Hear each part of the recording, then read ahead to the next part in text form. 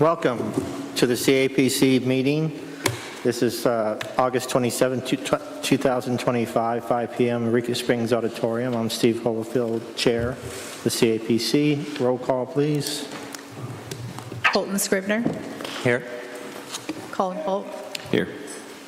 David Avanzino is attending via Zoom. Heather Wilson here. Steve Holofield. Here. Robert Schmidt. Here. Shira Faust is attending via Zoom. Okay, thank you very much. Agenda updates. Anybody want to add or take away from the agenda? Yes, I would like to add 2 items to the agenda, 2 items. with my apologies for not getting them in on time. Yes, 2 quick items. Highway 62 businesses 62. and Instagram/social media feedback, community feedback.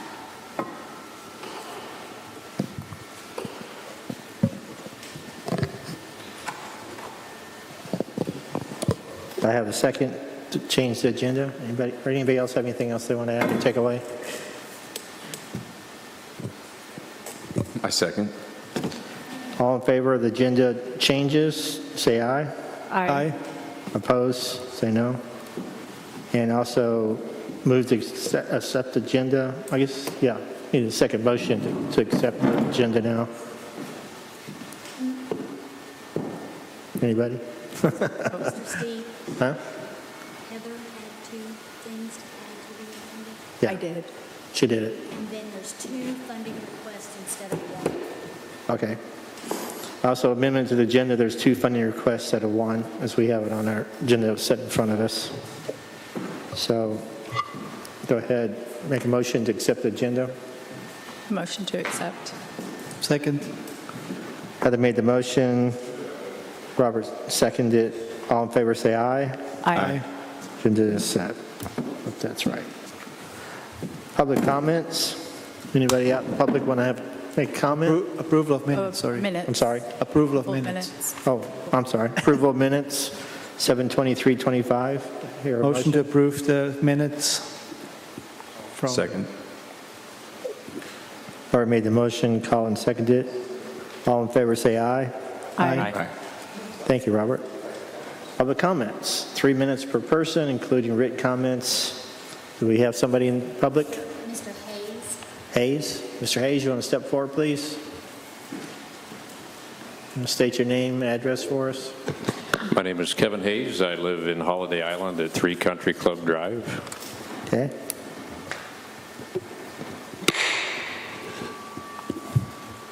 I am here with my wife tonight, Dr. Tammy Leonard. She has her PhD in curriculum and instruction and works in the education program of NWAC, teaching teachers how to teach. And she works with many other colleges too. We have something in place here that's already working that we just moved here a couple months ago. One of the express reasons to do that was to talk to you here in Eureka Springs. We believe that us working with you on this project will actually promote Eureka Springs all over the world every night. That's probably not going to happen too many times that somebody brings something to you like that. But I will explain it very simply, and if we can come back at a later date and give you more specifics on it, that would be great. I don't want to take up too much of your time tonight. Okay. But I've been in the entertainment business for 30 years, doing clubs and festivals and things that hundreds to thousands of people. But what we're doing right now, on top of that, is it's simply called the Nightly Bedtime Story. And every night, we put a bedtime story out to the world. Now, it might sound like something for children. It's not. It's for everybody. I do genres of stories and audio books, everything from children's books all the way to romance novels, and I've done those for some of the best-selling romance novelists out there. So every night we put a bedtime story out for different ages. We promote it through social media, of course.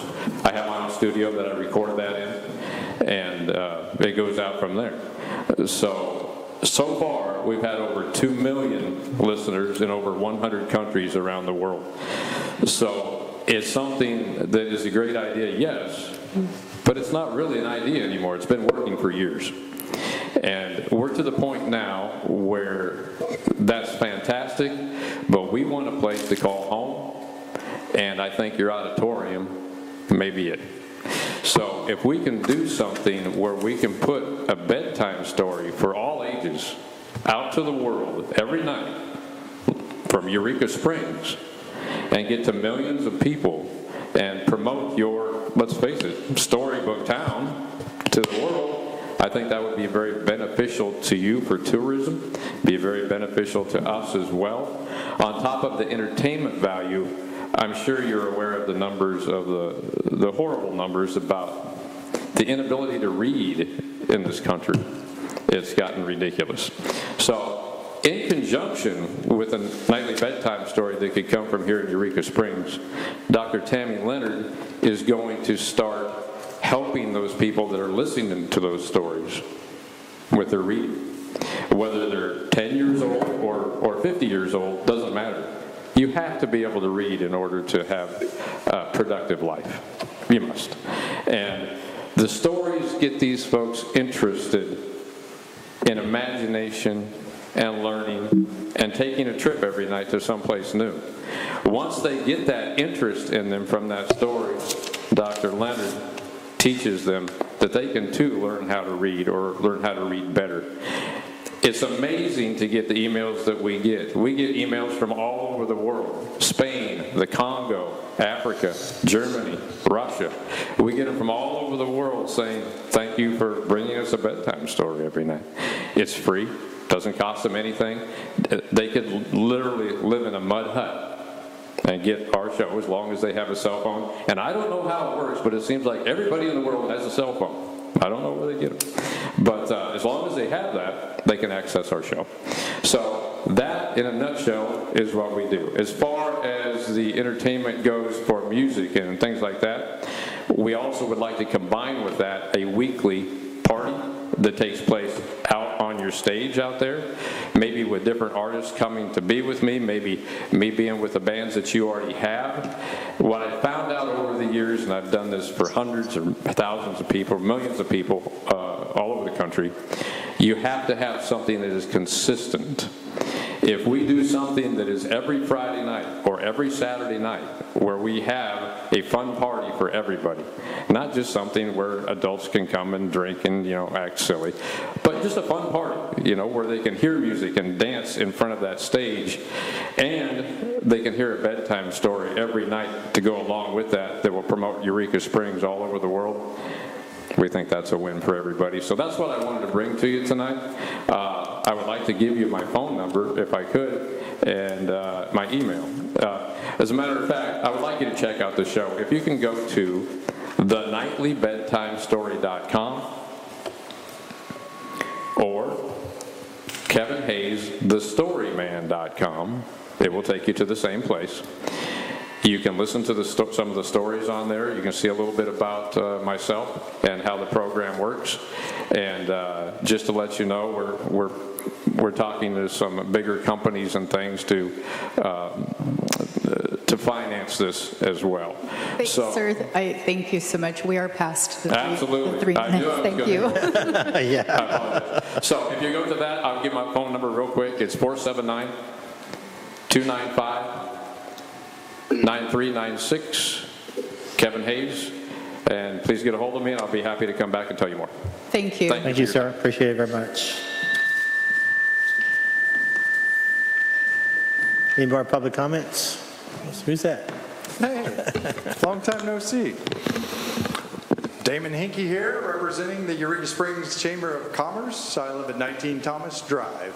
I have an announcement, but I do want to clarify something that was brought to my attention. I had slighted the museum and their activity in visitor services in the past, and I say a lot of things at these microphones and hadn't realized that had become something that was impactful. So my apologies. There is a significant visitor services role at the museum, and there's multiple people in it. Obviously, we we handle some visitor services up there at the chamber, but as does the transit and the Welcome Center. So it takes a whole team to welcome people to town.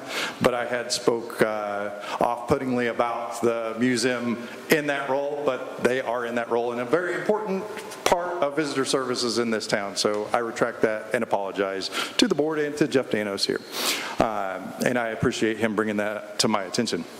And it was totally, he didn't want to bring it to my attention, and I kind of forced him to, and I'm very glad that he did, because that's what it takes in this town, is all of us communicating well. And if I ever misstep or step on somebody's toes, I would appreciate a phone call to be like, hey, you incorrectly stated this, and I would love to get the opportunity to retract that, because not all of us say the perfect thing at the perfect time. Moving on with the Chamber of Commerce, we now have a bookkeeper/sales role. It is Christine Van Pelt. Say hello, Christine.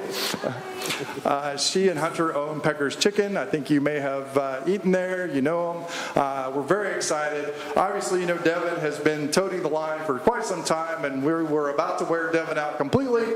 And so we were able to find Christine to give him some help in multiple directions at the Chamber of Commerce. We're excited about that as the board. The board continues to expand. We've got some great events coming up. And I hope that some of you have made it out to our business after hours. That was one of the missing networking pieces of our business community. We've done a great job of reinvigorating that. It's getting some good attendance. We were out at Opera of the Ozarks with about 70 people, did some tours out there. Next month we'll be at the Crescent Hotel on the 18th.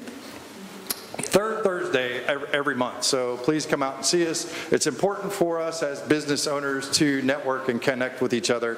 And obviously we will always work closely with the CAPC and other organizations in town. So that's all I have for tonight. Wow. So, Got a lot in yeah, it. questions?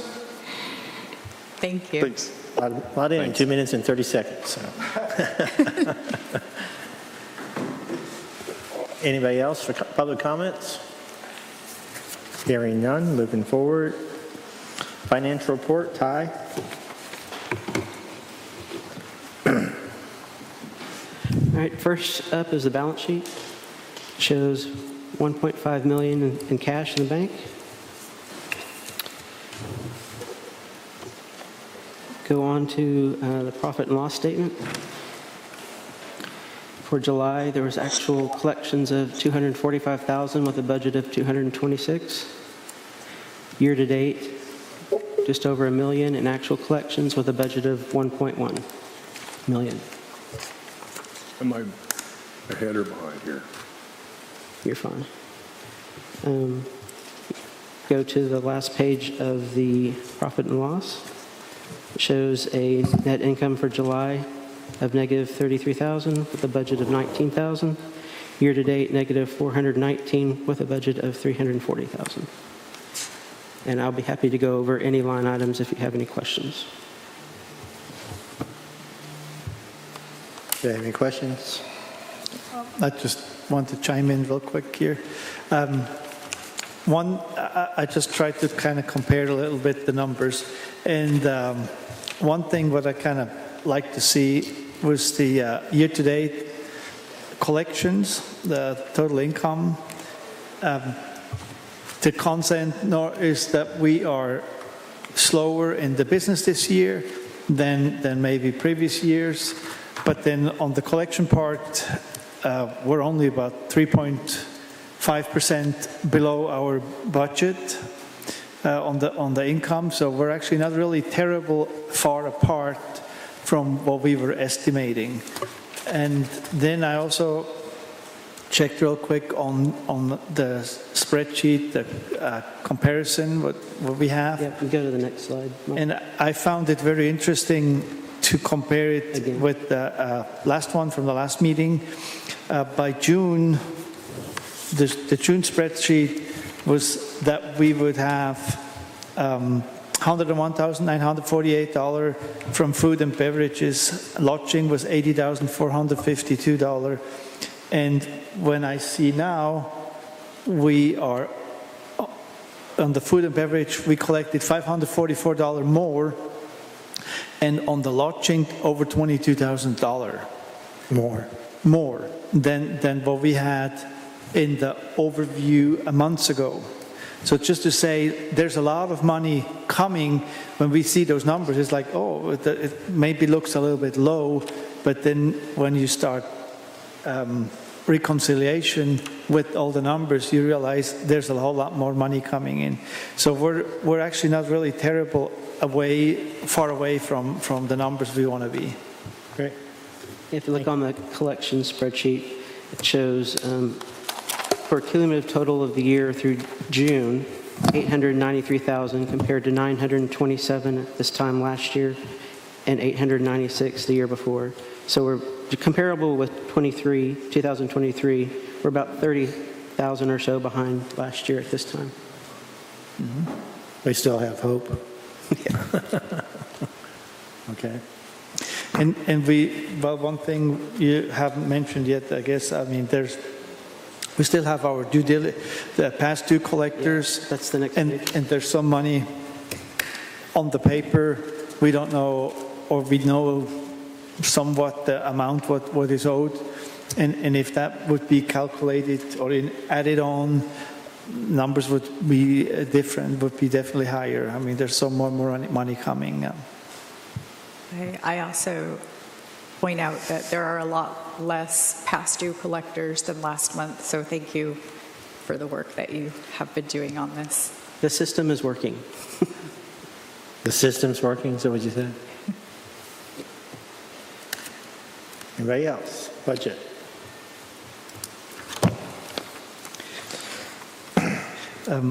On the marketing funding support, did you adjust it, the 100,000 Yes. budget?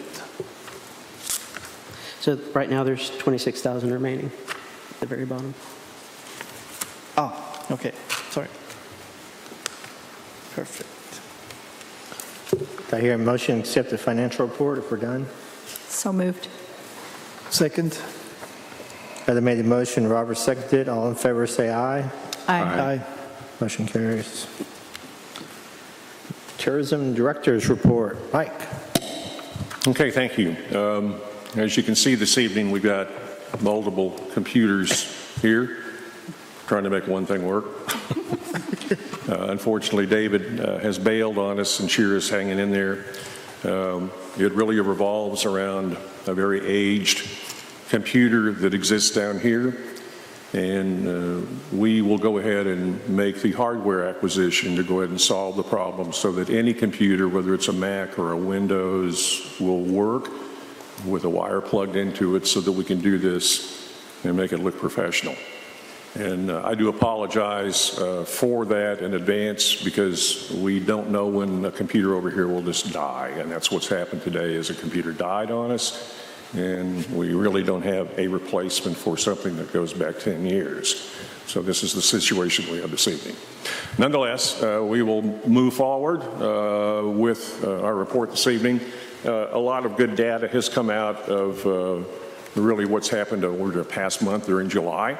We are kind of segregating this evening some of our stats with some of the PR that we've accomplished over the year.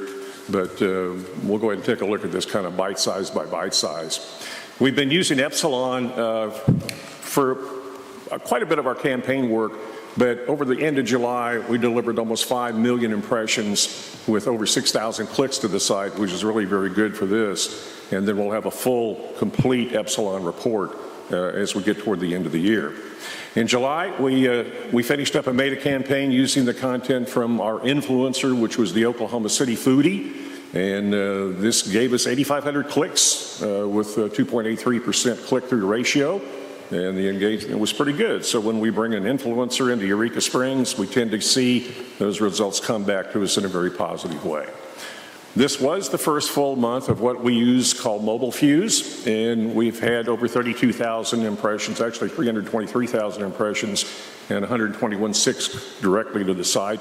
This is a full-size mobile ad that pops up, depending on the type of software or whatever your favorite software program is. It could be the Weather Channel, it could be something that you see on a news channel. It just depends, and the Mobile Fuse moves that around in kind of a neat way. So we're pretty pleased with it. It's something we're trying for 3 months, and we'll have the final results on that as we enter into the start of the fourth quarter. Site performance highlights. Organic search is seeing a little less than the previous month, and this is due to AI. What is happening is people are able to go ahead and take their phone and say, I'd like to learn something about Eureka Springs, and AI will take you on that journey. This is different than you having to type that in. So what AI has done is it streamlined the process for us, but it has kind of lessened some of the amount of actual usage. But we've expected this decrease, and this is part of what MAD is doing a pretty good look at, making sure that still we're getting our organic work up.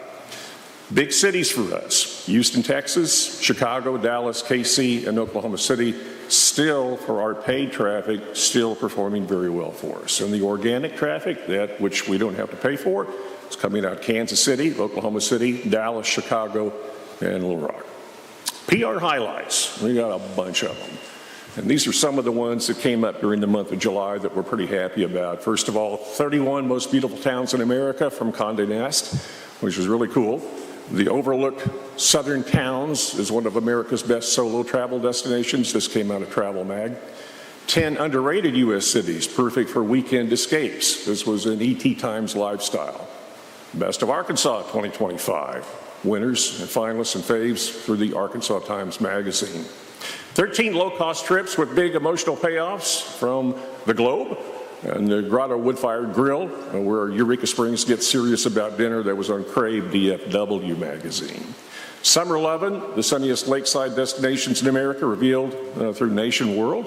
Opera in the Ozarks speaks on their new theater, growing art scene in Northwest Arkansas, and KNWA-TV out of Fayetteville. Arkansas Uncovered, the ultimate itinerary for an unforgettable trip, seen in the city. The 18 most haunted hotels in America. Would you stay the night, was the question asked of We3 Travel. And the ultimate steakhouse bucket list, top picks by state, also We3 Travel. And 15 U.S. destinations where July still feels peaceful and affordable, also in We3 Travel. So some great PR from us, from our team. A little bit of the media performance that we had. We'll go ahead and look at these kind of going across the top lines. In our search engine marketing, we had 86,272 clicks, delivered almost 400,000 impressions with a 21% click-through ratio. It's still working quite well. So in our search engine marketing Near Me campaign, again, that's about 50 miles in a radius around Eureka, 21,000 clicks with a click-through of 20.91%. And we're feeding back here somewhere. Hello? We'll jump down to, hold on. We're going to have to turn something down here. Turn something down, turn something up. Okay. In our Meta prospecting, that's actually Facebook. For those that don't understand that, we had 29,000, almost 30,000 clicks with over 2 million impressions shown with a click-through of 1.14%, which our click-through ratio is only 34 cents per thousand, which is not too bad. Meta remarketing, again, going back to those people again to give them another message. Over 2 million impressions were made with 18,000 clicks and a 0.03 click-through. And as we looked at what was going on with trolleys in nightlife, a big component is part of the 4 pillars of our marketing for 2025. We had 2,300 clicks with 262,000 impressions. Again, this is looking at our trolley system and also what's going on in nightlife in Eureka Springs. And then we took a look at it just a minute ago at our influencer out of Oklahoma City, and then our whitelisting from our other Jana Foodie. We got 25,000 clicks from her. We'll jump over here to some of the other media performance. And the one I like to talk about, obviously, is Expedia, where we do really well with that. We had almost 1,900,000 impressions with 1,400 clicks, but the deliverables are what we'd like to see. We booked over 5,000 room nights through Expedia, and that resulted in $1.7 million in gross bookings for the month of July. So we're really happy with the results we see out of our media performance. Where are they coming from? Well, between our paid and our organic, we talked about this just a moment ago, but if we take a look at our paid traffic, again, coming out of Houston, Chicago, Dallas, Kansas City, Oklahoma City, Fort Worth, and Little Rock, and then those that are organically coming to us. Again, the top city we believe is Tulsa. On the same token, number 2 is Kansas City, Oklahoma City, followed by Dallas, Chicago, Little Rock, Houston, and right here in good old Eureka Springs. People still taking a peek at us. So what we're seeing year after year is a decrease in our total users in both paid and organic, but again, AI is taking some of that lift otherwise that we would otherwise get with people just typing us in.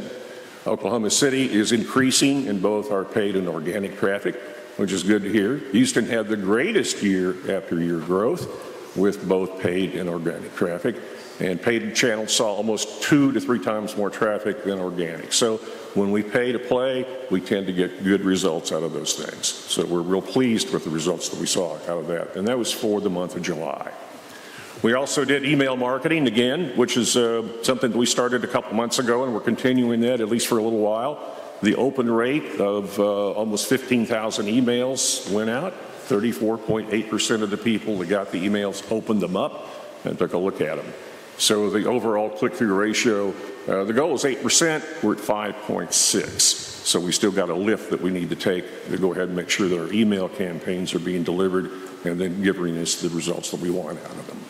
So if you take a look at some of the active versus the inactive are people that are on the list, but they tend not to come back to us as much, but we still reach those people. So with our active traffic, we had 4,457 opens, and the ones not so active, only 488, but still, you know, we're delivering some good clicks and some good response out of the email content that we send out. And it's always refreshed, and it's always something new, and of course, as we get into the fall, all these pictures are going to look gloriously fall. We're happy about that. We're going to go over an AirDNA here in just a few and let Ty kind of take a look at the 2 things that we have been analyzing through AirDNA, and I'll keep you up to date on this. This is a tremendous amount of information that we have, but we're going to boil it down to 2 slides tonight so that you don't get too lost in the stats. Right, and like this is just some examples of what can be taken from AirDNA, so if anyone wants to see anything particular, let me know and I can add that to our report. You talk more directly into your mic, please. Yes, is that better? Yes. All right, on the first slide shows the July revenue for short-term rentals by year. With, in blue, with the red line of Eureka Springs city limits comparison for revenue. Of course, 25 is lower because it's only a partial year, but it seems to be doing well compared to last year. The bottom chart shows area cities revenue by year for short-term rentals compared to Eureka Springs. Again, with 25 being only a partial year. I think maybe the key to this one, Ty, and I think the significance, if you take a look at how those years stack up, we all seem to be in the same trend, and that basically is the evolution, I think, of tourism in the state of Arkansas, at least, you know, in part to also the Branson market as well, too. So we're not to the end of the year yet, but everybody's experiencing kind of the same phenomenon right now. So, you know, we're up a little bit, and so is Bentonville a little bit, and Branson, of course, you can see where they go, but that's also based upon the amount of money that they bring in, too. So there's a couple of different variables there. So, next one. Yeah. The top graph shows the available listing nights on average per month for each of those years in blue, and then the occupancy rate of those nights. So you can see the available nightly rentals are growing by year, where the occupancy is staying pretty consistent. So, and then the bottom chart shows the pacing as of the end of July, the bookings in the future, and every month in the future so far through January 26 is higher than it was at this time last year.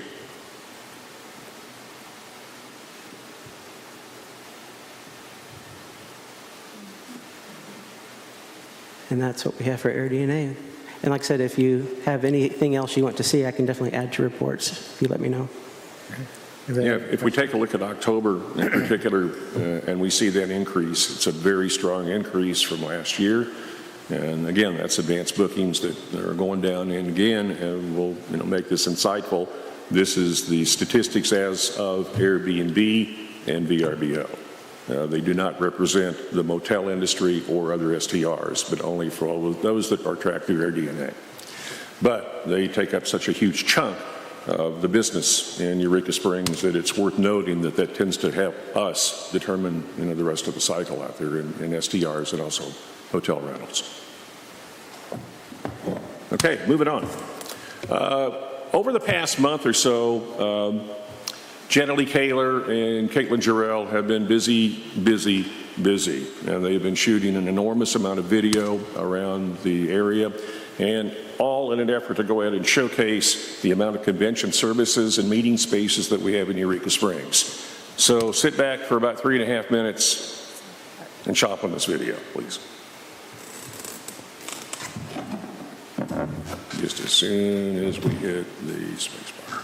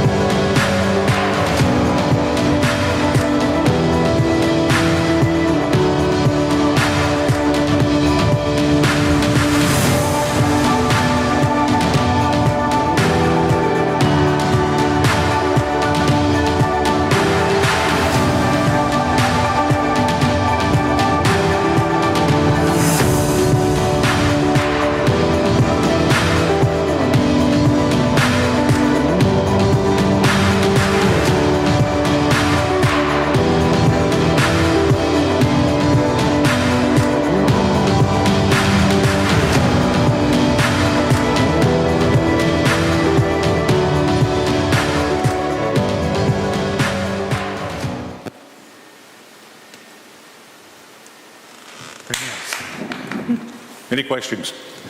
Again, these are places that meetings and conventions have got a great opportunity to come to Eureka Springs, and these are some of the places that can be booked, reserved, and created as a unique space for people primarily all over the world. And we're going to be able to go ahead and use this as a showcase piece at the meetings that Jana and the team will be going to in the upcoming days and weeks and months. But we're kind of happy with the way it turned out. And again, if there's a space out there that you have as a property in Eureka Springs and we don't know about it, we need to know about it because it will become a part of what we present to the public. So we're real pleased with the progress these guys made in the time they did it. And I will mention this was all completely shot on this phone. So if you want to get a good videography phone, this is really the best one to get. Apple Pro Max 16.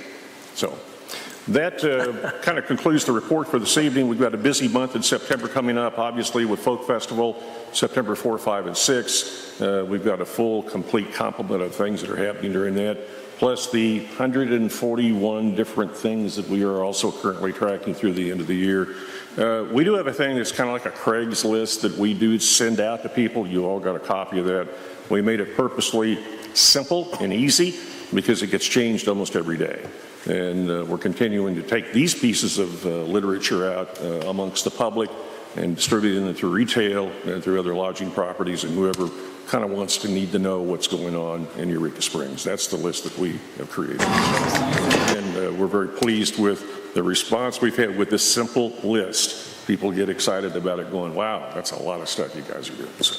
So, the only other big news is that we will be at Music Cities, which is coming up the week of the 14th, 15th, and 16th in Fayetteville. And we will be part of the sponsorship of Music Cities. This is an international event drawing people from literally, I think, 25 or 30 different countries that will be in Fayetteville for a 3-day event. This is something that's been going on for a long time. It was put together initially by the Walton Family Foundation, but it's a platform for the best in the music industry to get together and understand how to work with one another. So it's not only performers, but it's also the people that engineer these things and also the people that go out and find the money to make music successful. And we understand that Arkansas is great for music, but Eureka Springs is really a 365-day a year music venue.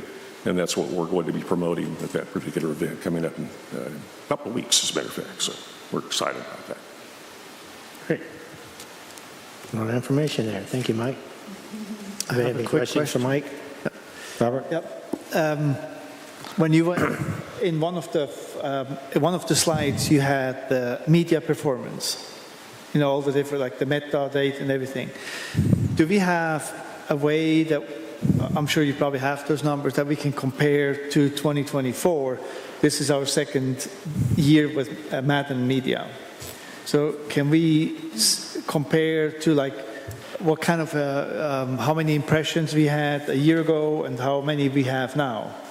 Maybe you showed it, or I missed it. But since we have now 2 years of data, I know like 2024, the spring was not complete. There's still numbers missing. But when we go July 24 versus July 25, it would be interesting to see those comparisons. Like, do we see the impact from Madden Media? I don't know if you can even go back to 23. That would be even more interesting, but I don't know if the data would compare. Maybe it's very difficult. Well, there's some variables there. Obviously, the two biggest things was the transition between Paradise Marketing and Madden Media. And then really what happened was during the course of 2024, we were transitioning the websites, literally. And it wasn't until really around the end of the year of 2024 that we were able to get back some of the traffic that was otherwise going to eurekasprings.net. Or, I'm sorry, .org. We had a .org for a very long period of time. And just the switch between a .org over to a .com created, if you will, a little bit of a lag. And it was a matter of keeping up with that. And that was a proprietary situation that Madden ran into from the work that had been done by the previous company.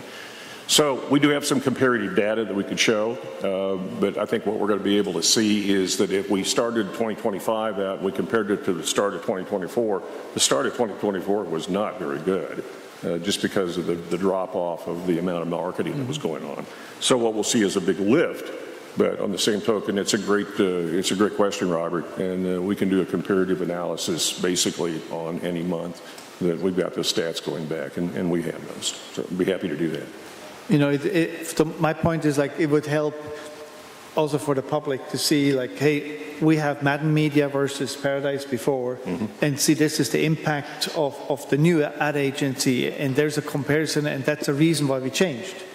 I think that would be a good thing. I mean, I know this is probably a big work, and I don't know how much you could provide to us, but it would be interesting if we can see something. About the AirDNA,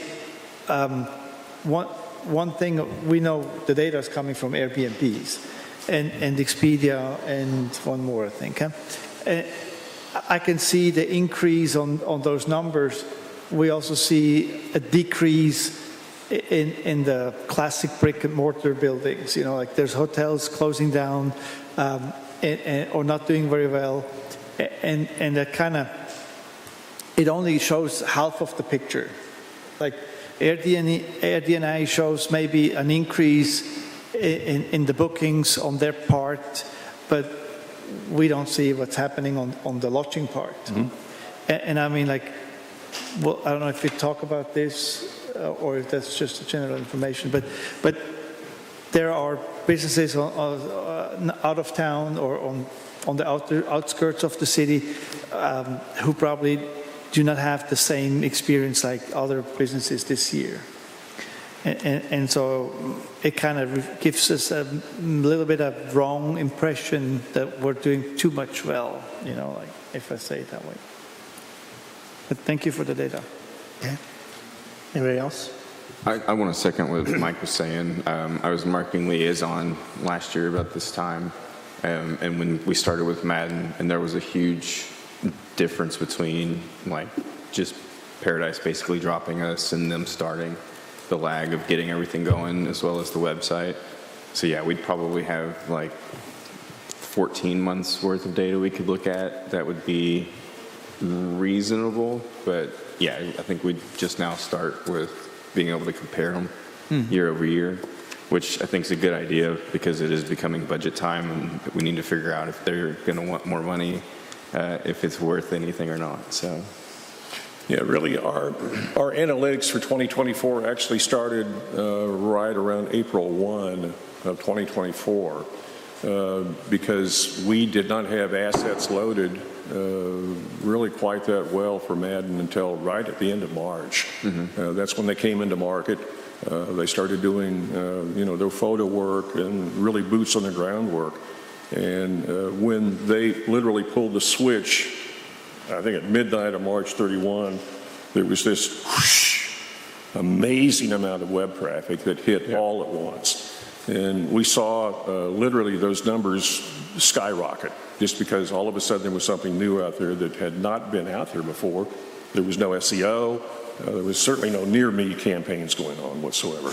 So when we go back, we can pull basically from April 1 of 2024, and we can take a look at month by month, and you can see really just this kind of really heavy trend that was created right after we got involved with Madden. But it took a full 90 days just to even get assets transferred from one agency to another one.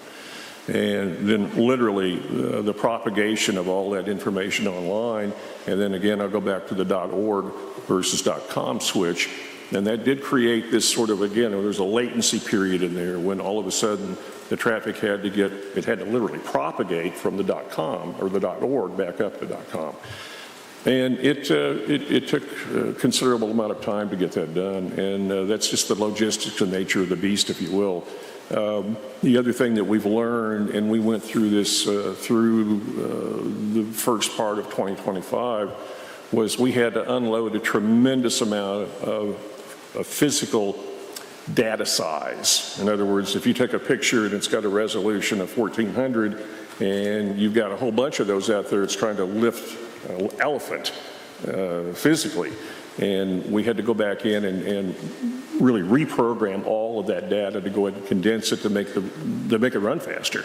Because as you know, if you remember dial-up computers, it took a while, for that old modem to click over and give you the resolution you wanted. Well, now we can do that very quickly. So that's helped, I think, people that are looking for us. And then, the final thing I'll say about that is AI is transforming so much of that again for us, that when you speak into your phone, you get your results immediately. Otherwise, you're sitting there tapping and, waiting for an analysis to come back. So a lot of factors are playing into it. But tickled to death to do that data, because I think it's going to be a great comparative look at how we transition from, in not only 2024 to 25, but also from agency to agency. Great. Anything else? Moving on. Old business, funding request, guidelines, application update. Oh, okay.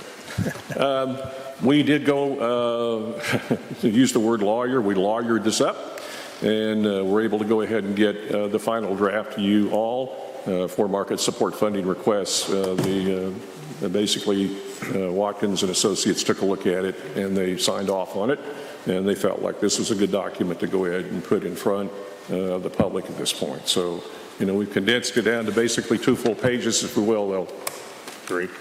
And, we're ready to roll with this, based upon your approval. So, no changes really in terms of where we were from our workshop a couple of weeks ago. Basically, essentially the same draft. I don't know if we'll ever make that work right. We're trying. But this is the draft that we have right now. So this is draft number 5, and this is the one for your approvals. All right. So we want to go ahead and vote on it? I have a couple questions. I mean, I was not at the workshop, unfortunately, but I tried to kind of follow up. I was watching the video from the workshop, and let me get this real straight here real quick. One thing was one thing you picked up, I like that brochures must be available at least 45 days prior to events. This is one thing I've noticed, and I mentioned it before. We had a chat with Mike about it, that we pay for advertising and brochures, print stuff, and it does not appear on time. And I like to have that like 45 days is a good time, so you can spread it. People can see it. It doesn't help when you have an ad showing up a week before the event, or a rack card is showing up at your business. I had one thing, and it kind of was funny, but we have that Eureka magazine, and last month I went about 5 times to Hearts. Or like actually it was this end of July and 1st of August. And I was looking for the magazine. I thought, like, what the heck, where's that magazine? And it was like August the 5th, and there were still no magazines at Hearts. And then, one phone call later, and I had a whole stack on my desk, So they were printed somewhere, but they need to be out. And so it's an important thing. And on this one, the 45 days is not on there. Can you add that? Mm-hmm. So that way, I think that's the one thing you would give. And then... it's under funds can be used. That was on the... It's on the guidelines. The short sheet. Not on the form. Yeah, on the short sheet. And on the legacy events, that is technically a new item. I mean, we never really defined a legacy event, or what is a legacy event or what is not. And since this is a new item, do we still ask for an application once a year? Mm-hmm. Right. So it's not like a budget item all of a sudden, right? No. But that application could come in any time of the year, technically, from January. I mean, within the 2 months prior, of course, but technically, if we define. But how do we define a legacy event? Are we going to have a workshop about which events are going to be legacy and which ones are not? Danielle's going to answer this for us. So I mean, I I was looked not it up and I can speaking. see some I would consider a step, but I don't know Okay, so- if we're equal. At the workshop, there was a request to kind of define it even more and put skin on it. Did that, ran it by the lawyer. It looked good to him. To answer your question, everybody will have to do an application annually, no matter what. Even if they are identified as legacy status, we still need to see an application, to have it on record, to have it, the event foiable, and a report annually. But what it does is it already has, we know that we're counting on that event already happening. It's a repeated, consistent, expected event, which is part of that guideline. If it doesn't happen, then it doesn't happen and those monies don't get spent, but it's already tagged and doesn't have to go through the approval process because it's already approved, because they've already met the standards of expectation. So, and then the second half of your question was what again? I think, well, that was. Did that address it? How do you identify a legacy event or a legacy, right? You said. The other thing, to clarify, if I got that right out of the workshop meeting, that we would discuss and have a presentation at the workshop. To identify who they are or what events have achieved that? Yes, and we can, at a workshop, that can be discussed, because we did identify 7 potential candidates, events, that we would put before you, saying we have identified that these have definitely met the status, but we want y'all to see it, and it's definitely upon your approval. And it's an annual approval. It's not one and done. Yeah, it's not an automatic thing. Correct. So the understanding is like, so for a general, all funding requests, they have to be presented at the workshop and by the person, at least one person representing the request. And then we would have one person still present for the meeting for last minute questions, right? And approval. Yeah, and approval. Okay, all right. So that was one thing. And then in one thing, I don't know if we need to add a point which says like that we we reserve the right to adjust to change our rules or how we handle the guidelines, and by a majority vote of the commission. Do we have to add like a legal clause to that? Or? Already in our bylaws.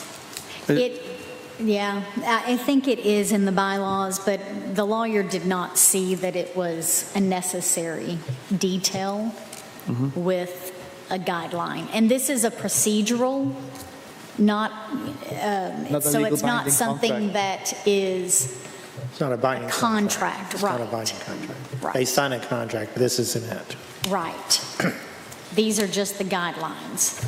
So this is not even something that needs to be voted upon by the commission. It's just your awareness, your brainstorming, your approval, your understanding, and that you want to move forward with these, under these guides in 2026. Okay. And then the last thing I saw, so our application form, this Correct. one here, my request is it possible that this form can be a little bit redesigned so it gives more space for writing? I think there's a lot of white space left and right. And the spacing of the form itself, I mean, there's a lot of space goes away on top of the form. I know this is a formality, but if you have to write this form by hand, it's a little bit tight. Right. I know like the form is available on the computer, and that makes it much easier. Yeah, I can make a note But and if see it if I could can do be, that. like use the space a little bit, make it, fill the page more, Yes. give more space to write.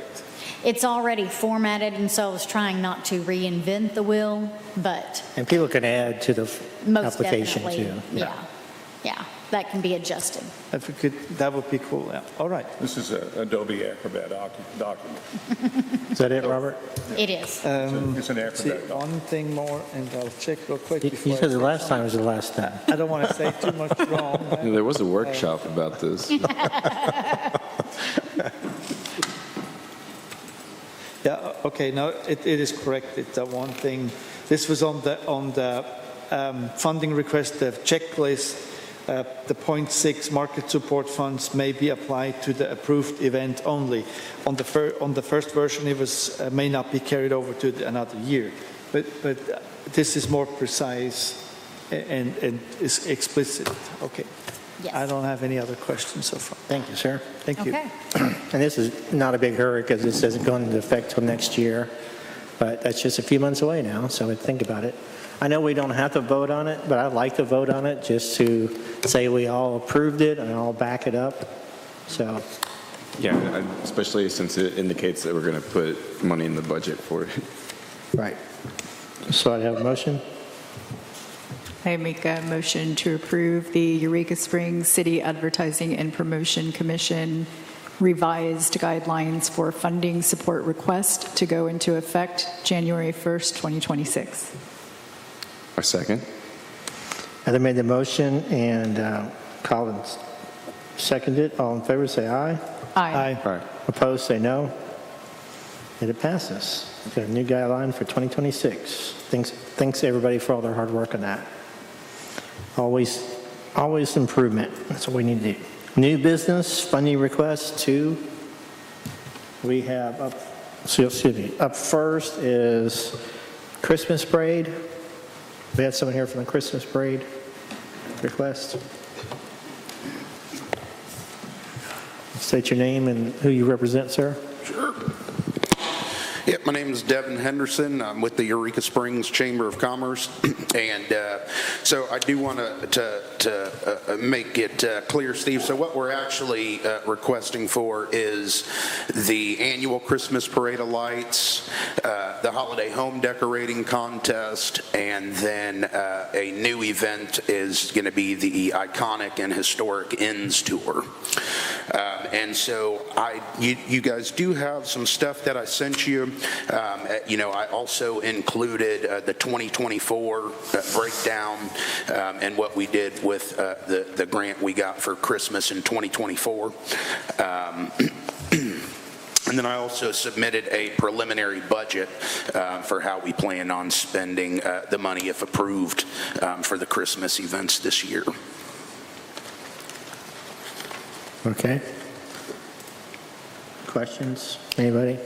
I have a question, Devin. I don't.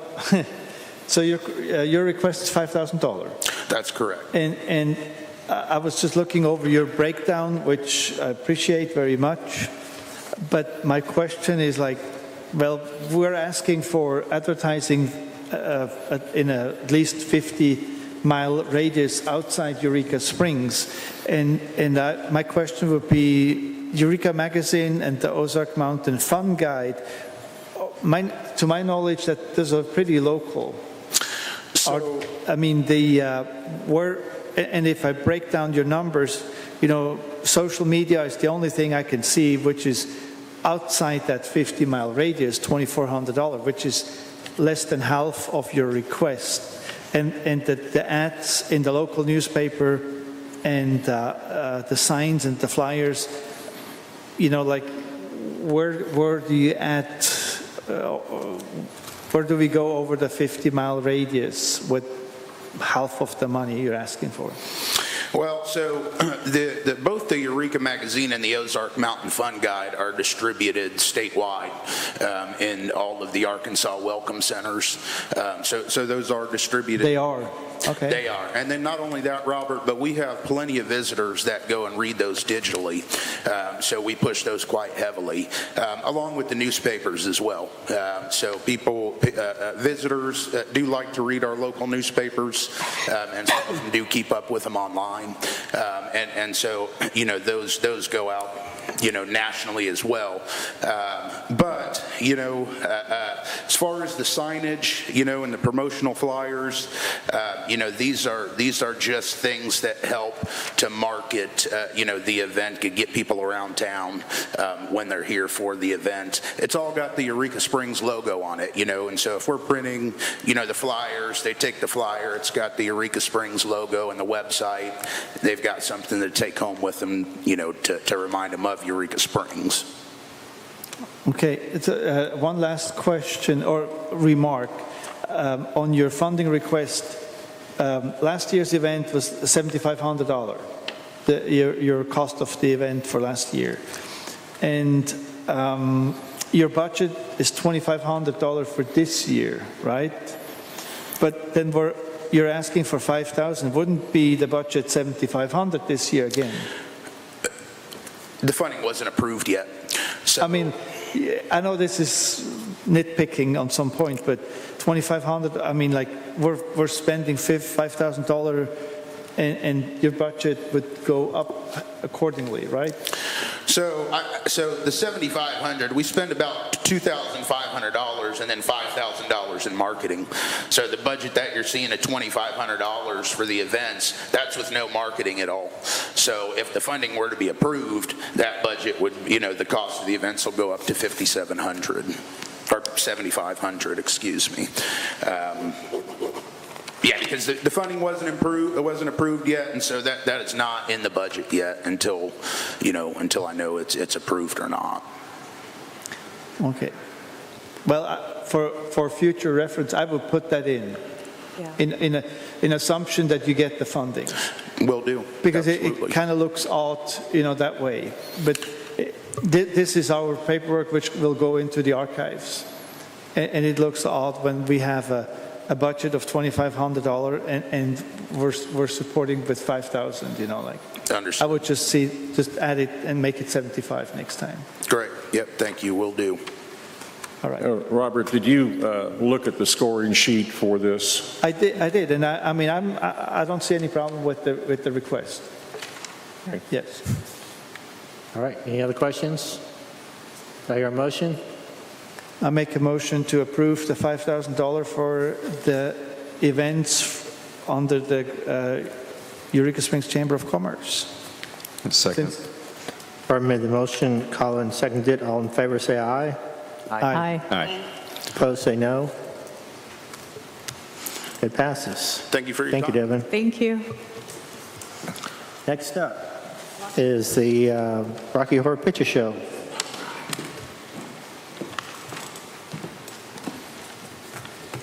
We'll make noise here. All right. I'm Charles Mowry. I have Escape Room 13 at 13 North Main and also Lazy Days Log Cabin south of town. We're doing our annual Rocky Horror Picture Show that we've been doing this year. We've cut it down from 2 showings to 1 showing. Multiple reasons, but the biggest one probably being that we probably diluted it a little bit last year and we want to get everyone to one big event. And this year we have Halloween night, so it should be a much bigger event, hopefully. Hopefully we can get back to those pre-COVID numbers that we used to have when it was really packing the odd pretty decent there. My funding request, before you ask, Robert, I do not include my marketing money in the budget there, so I did notice that I was listening to you when you said that. Most of our marketing budget is going to be digital. We do put the 2 newspapers in there. We've always been doing that. As an event, I feel that our locals send more people than even our digital advertising at some point, so that always works for us, is what we've been feeling. With that, though, we'll probably run smaller ads at longer for more weeks this time instead of just one big ad. But I do know week of, lots of tourists grab the newspapers and book that way and see that. And then I have done no request for printing. We'll do our own printing on that. But as you can see, that's our request. Hopefully we get bigger this year. Any questions? Comments? Anything? Motion? And we're also doing Pass the Ammo again this year, so. Oh, good. I like that movie. Yeah, I think it was great watching Pass the Ammo, where Pass the Ammo was I've got filmed. a copy of it. I move that we pass the funding request for the Rocky Horror Picture Show. The amount of, $1,500. yeah, I like that, put it there. Do I have a second? I second it. We'll pass the ammo to that. All right, we have Colin made the motion, Robert seconded. All in favor, say aye. Aye. Opposed, say no. Motion carries. All right, thank you. Now the suck up, the video looked great for the small meetings, by the way, so. I didn't want to do that before to make people think I was trying to give them money. For I think they everybody, panicked getting ready for it, so. for everyone who has not watched that movie, you should. Yeah, I love that movie. All right, funding request done. Eureka Springs History Museum. Okay. I'll go ahead and talk a little bit about this. We have sent this over to our attorney, who is using the word lawyering up. This has been something, I'm going to go ahead and take a little of your thunder here, Jeff, but what we're doing basically is creating a contract for services. This is not a donation, this is not a handout, this is a bona fide contract to provide a service back to the citizens of Eureka Springs and the public.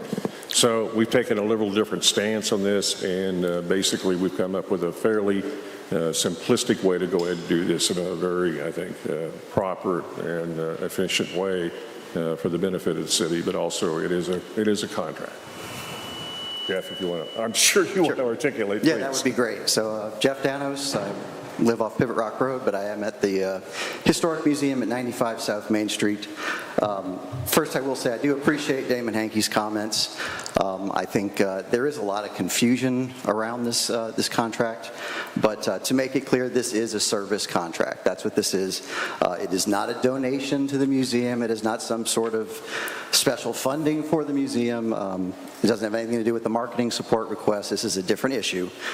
It's just like, if you were to pay somebody to wash your windows or clean your toilets, something like that, the fee that we charge is for actual services that are performed. If we didn't perform those services, I would not be sending you an invoice every month. We're not in that business. The contract has actually, I've done a little bit of research because I've only been at the museum for about 4 years, but this contract has been in place since 2001. So it's been there for quite a while. I wasn't involved, obviously, in 2001, but it's my understanding that at the time, the CAPC was looking to have a visitor center downtown and did not have the space or the staff to run it themselves. And so the museum, if you're wondering why the museum, I believe it's a big part of it's about the location. The museum is in a unique position because we are right there at the south entrance to downtown. We do have free parking while you're inside the museum. In the visitor center, and we have a public restroom, which is kind of rare downtown. We even have a picnic area next door at the Calif Park. So, to us, it's the perfect place for visitors to start their vacation, and we do get a lot of people that do that. They come in, they look through our rack cards, we give them guidelines, we give them, advice, whatever they need. We help them with the parking downtown. We've helped them install the parking apps on their phones and learn how to navigate that. It's just, I think it's a good place for them to gather the tourism information if they haven't already done all of that before they arrive. And of course, they can learn a little bit of history while they're there. As for the services themselves, we're a friendly and knowledgeable welcome center, essentially, for Eureka Springs. I believe that we do a pretty good job of that. The museum is a safe space. We treat all of our guests equally. While in the visitor center area, like I said, we have 2 full freestanding racks for the rack cards. We advertise, local attractions, events, lodging. Pretty much anybody locally that wants to bring us one of those rack cards, we will put it in the rack.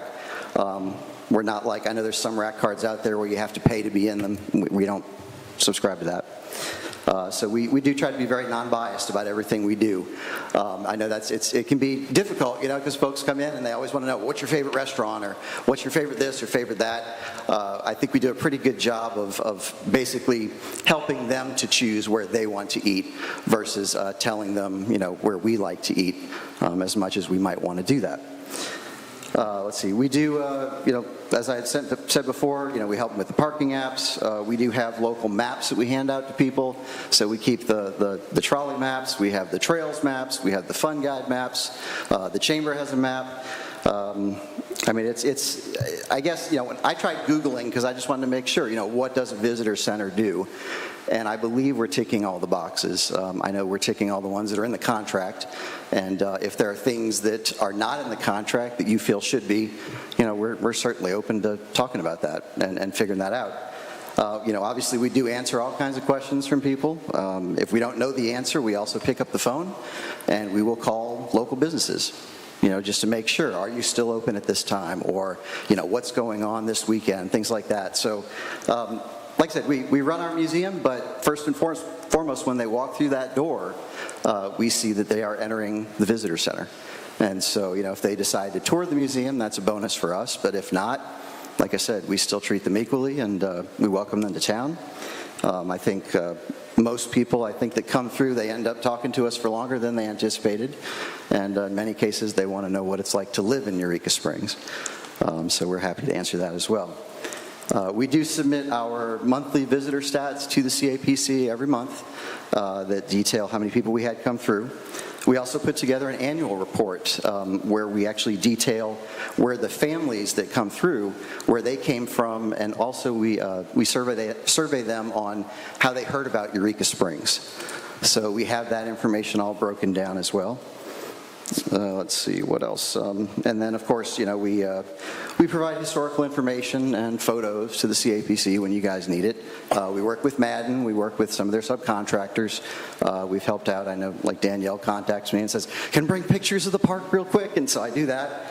And then, of course, like I said before, we do stock, clean, and maintain a public restroom for them to use while they're there.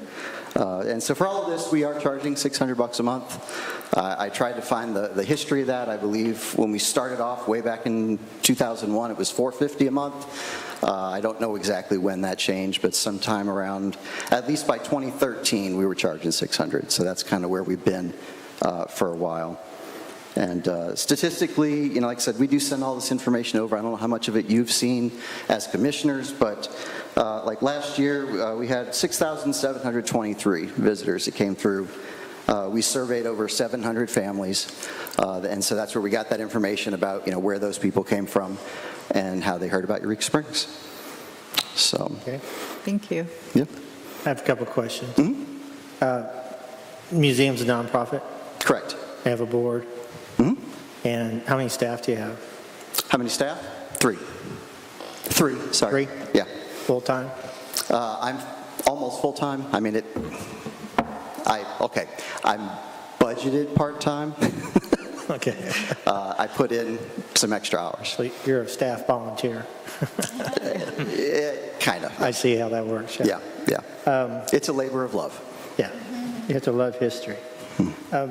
So if I'm driving in town, I look over and see the museum, would I know it's a visitor center? We do have a sign out front. Do you? Yeah, it says it. I mean, it's a permanent sign, too. And your website? Yep. Yeah, because I'd worried people would see a history museum and go, well, I've got to pay to go in there. That wouldn't be the place I'd go unless I saw a sign or some kind of advertising. Yeah, and really, we get a lot of folks that assume that a museum is free anyway, because there are so many museums out there that are city-owned and operated and that are free, but we charge $5, so yeah, but we don't charge to come into the visitor center, so. Or the restroom? No. Okay. It's not Europe. This isn't Europe. Yeah. I didn't know it was past the check-in mark and you had to pay to get that far. Yeah, okay. I know. All right, I appreciate it. Any other questions for Mr. Danos? I have I went to the museum today real quick and bang, door was closed. Sorry, I understand you have your openings and you have your closings, Yeah, we're open 5 days a week, yep. I snagged the picture through the window of the corner which displays the rack cards. And so I have a couple questions to that part. I can see that it has about 60 slots available for rack cards, and then there's some bigger ones down below for magazines and so on. The box looks kind of like from Randy, but who's restocking those boxes? There is, Randy will come in sometimes and add things to it, but we also have to call folks and have them actually bring it out themselves. There's some that aren't doing rack cards anymore, but yeah. Okay, the question with, I know Randy, so I have no problem with him, but I know that he likes to have, in his boxes, he likes to have the stuff he represents. He gets paid for. What is your situation with Randy on this one? Can you fill in that box whatever you want, or is he removing stuff if he sees it? Well, Randy's not going to like to hear this if he's watching the meeting, but typically when Randy leaves, we have to rearrange everything, just because, like you said, he does seem to move certain things around. We do, we try to make sure that Randy doesn't take anything with him or throw anything away. But I don't know that we see him in there that often. Like I said, we typically have to call out and ask businesses to bring more of their cards when we see them running low. And we do actually have boxes in the back of extras too. So we don't rely on Randy to do it, but I know he will come out sometimes and refill certain things and bring new ones to us as well. But we're not limited to just his. So. And who is Randy? Who's Randy? Randy Ringover. He's the owner from Cosmic Cavern. Mm-hmm. Oh. And he does statewide brochure services, and he gets paid for it. Oh. Yeah. So who owns those boxes? Are they owned by the museum, or are they owned by Randy? I would actually have to research that. I don't know off the top of my head. I know that there's a sticker on one of them that says for service, call Randy, but I don't know if that means he owns them. I probably should call Randy and just ask him, or check our records. But again, they've been there for at least since 2001. So, why I'm asking is this. If you're a chamber member, you can use the rack card set at the chamber. Mm-hmm. If you're a chamber member. If you're with Randy, then he will display the things. Then there's another servicing the Hart's grocery store. Mm-hmm.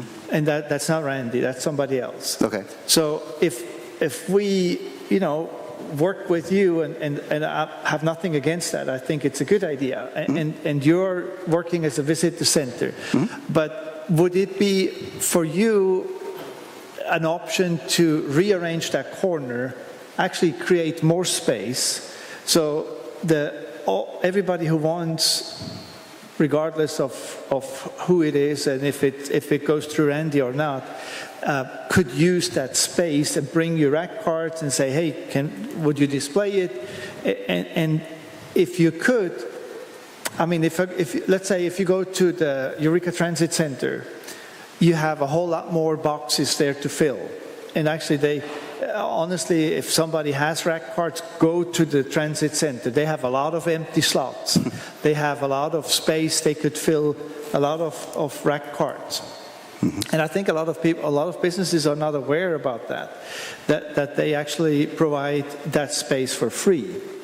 And since the Eureka Springs, the CIPC is sponsor or paying for your service, my point is, could you expand that corner or rebuild the corner in some way that you create actually more space? And I wouldn't even have a problem to pay you $800 from the CIPC if you work really as a visitor center. Mm-hmm. But you would also have to provide the space to every, let's say, tax collector for the CIPC for free in return.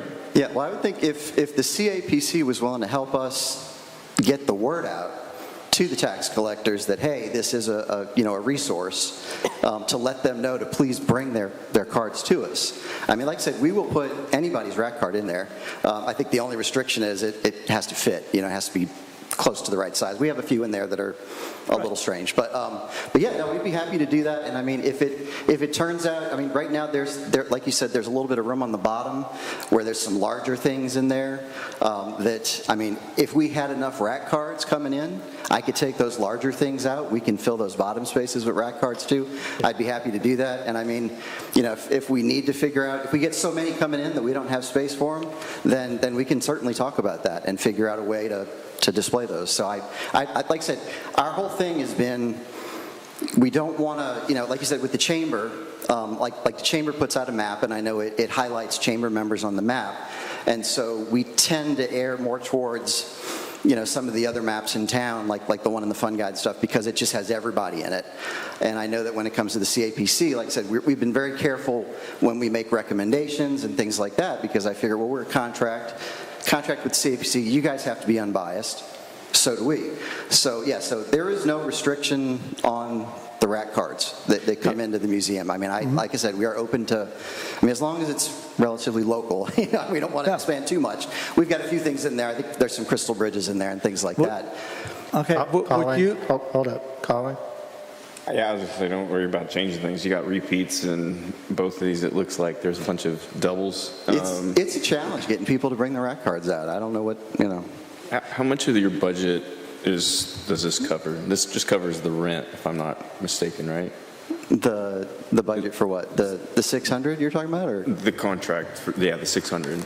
It's how much of my budget? Like the museum's entire budget, you mean, or? Well, what does it cover? So essentially, the way we look at it is you're paying for some staffing hours, you're paying for space inside the gift shop,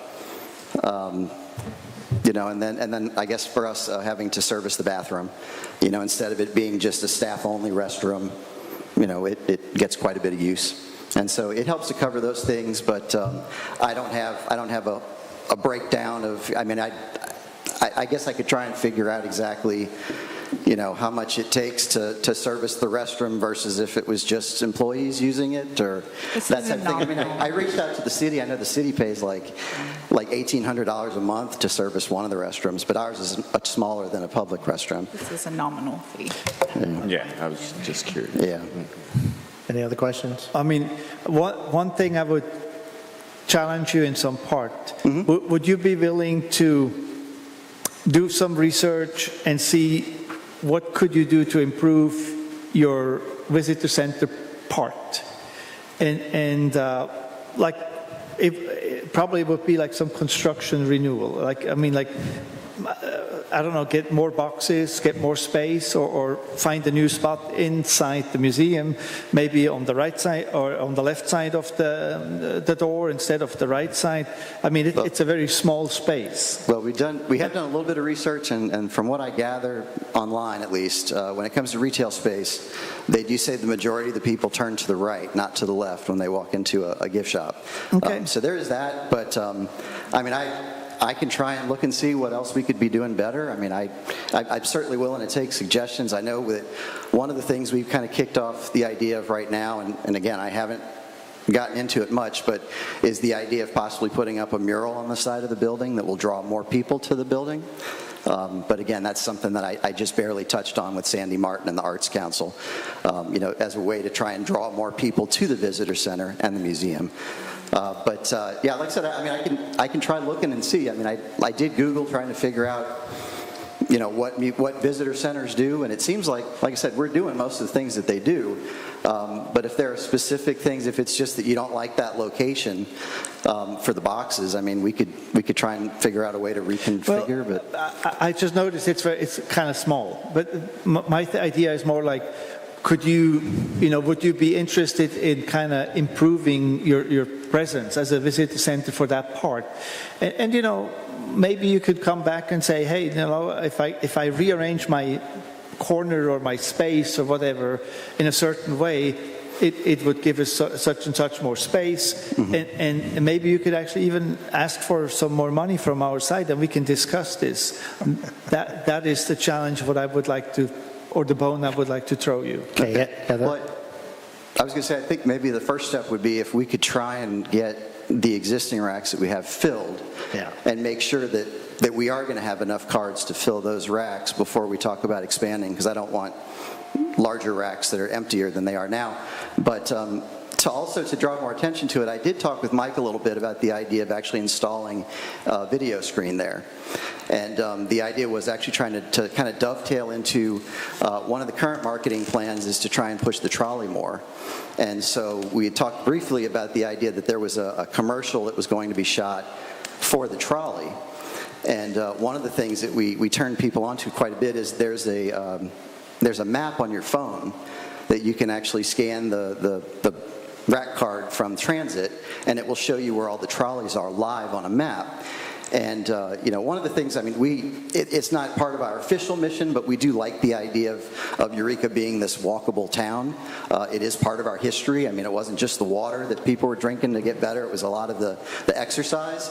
And so that is one of the things we're looking at is possibly putting a video wall there that would have that real-time map that shows where all the trolleys are. And then if that commercial, once it's produced, we could probably have a window right above it on the screen. I'm going to cut you off a little. We're getting a bit off topic. Right, okay. I'd like to reel us back into the topic. Try to think of ways to improve the presence and whatnot. Absolutely. I just want to clarify that this is for 2026.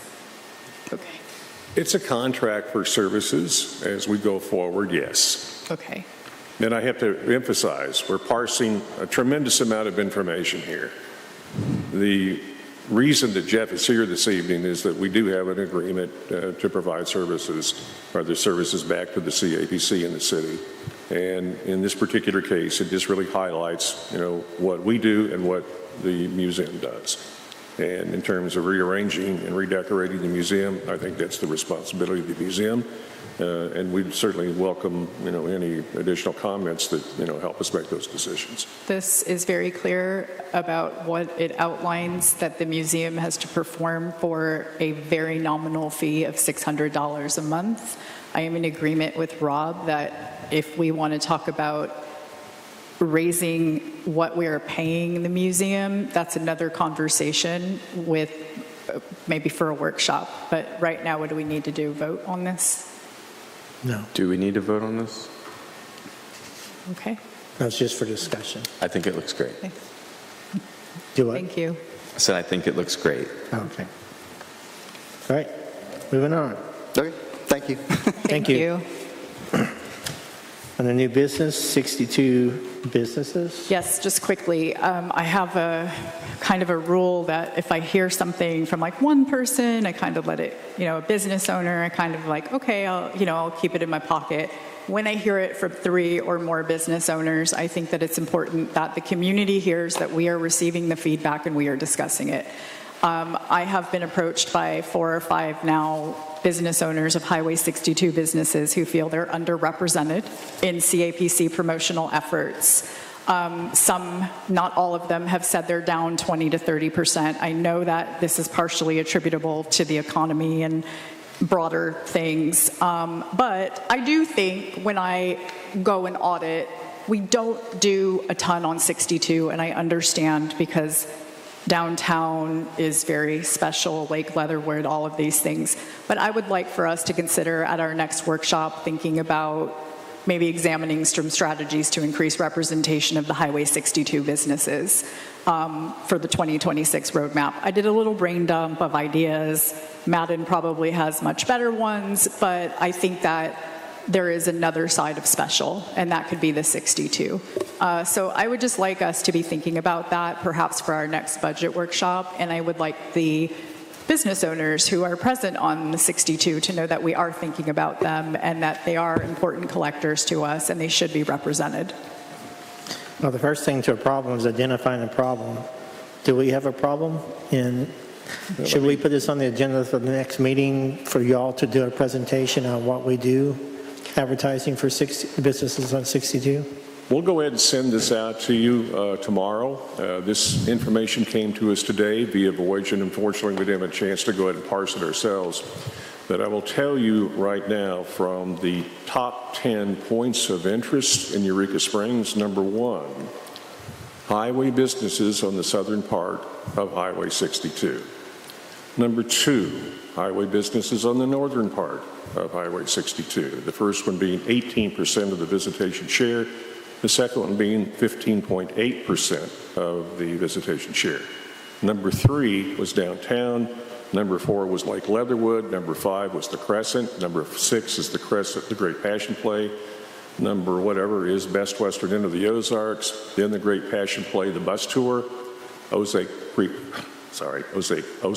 Lodge, and something else here. Number 1 and number 2 are Highway 62. And that represents 23% of the visitation share during the month of July. So we have this information that is brand new, it's relative, it's important that you see this. So I think what we need to do is make sure that, again, we haven't had a lot of time to parse this ourselves, but this is relevant as of today. I would also encourage any of the business owners who are listening that are on the 62 and might need help or ideas to reach out directly to the CAPC, Please. which I always do. Yep. But anyone else with whom I haven't spoken, please reach out directly. Great. And Instagram. Feedback. Okay, this one has been many more than 3 people. And I'm going to acknowledge that this is a polarizing, I have dreaded this meeting for this reason. It's a polarizing topic. I've raised it before. It's resurfaced. And we've danced around the topic.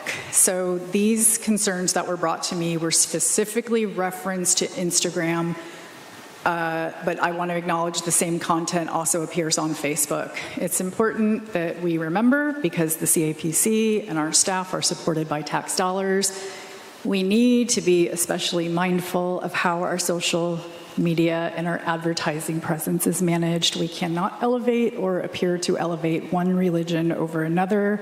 There have been some posts that have been construed from community members who have threatened to file complaints to me or have told me they are going to file complaints over it if it's not addressed. We don't want to give the perception of endorsement. Of course, it's heightened when the images are featuring businesses that are not collectors or within the city limits. I think it's entirely appropriate to highlight architectural, historical, trails, meeting space that involve religious buildings in the appropriate context, but as noted in prior correspondence with our attorney, it's not within legal guidelines to feature religious figures or symbols in a manner that may suggest endorsement. I want to underscore that I think that the CAPC staff does an amazing job on our social media. I also think that it's important that when I do get these phone calls, I take them seriously, and I have to take my personal hat off and act as a commissioner and do the right thing even when it's harder. So I would please ask the staff to be mindful of this going forward, and if you would like to discuss the specific posts that were brought to my attention, I'm happy to do that. Thank you. Okay, thank you. That's it for our business. Commissioner comments. We're going to start with Robert. All right. Labor Day is coming. Weather looks good, so we're hoping that the business will, or the city will boom. We'll have 2 or 3 really good days. And, well, that's an important weekend. I'll say from my personal perspective, I was a little bit worried when I saw my reservation sheet about a week ago, and when I look at it today, completely changed. So it seemed like a lot of people make last-minute decisions to come to Eureka Springs all of a sudden, and it was the only weekend in the next few 2 months, pretty much, what I was kind of like, I've never seen that before in 16 years, that there was no or there was just a handful of reservations for a Labor Day weekend. And I don't know if other businesses see the same thing, but it was kind of like a weird thing. So I'm optimistic that with the good weather and the cooler temperature, that this is going to be a really good weekend. And then I wanted to say welcome to Colton. Glad that you were able to be sworn in and everything on time, and you were able to attend the meeting. That's all I have to say. Thank you very much. Thank you, Robert. Should we even try David and Shira? We're not going to do commissioner comments. Shira's there. Shira? Shira, do you have any comments? Hold on. Hold on.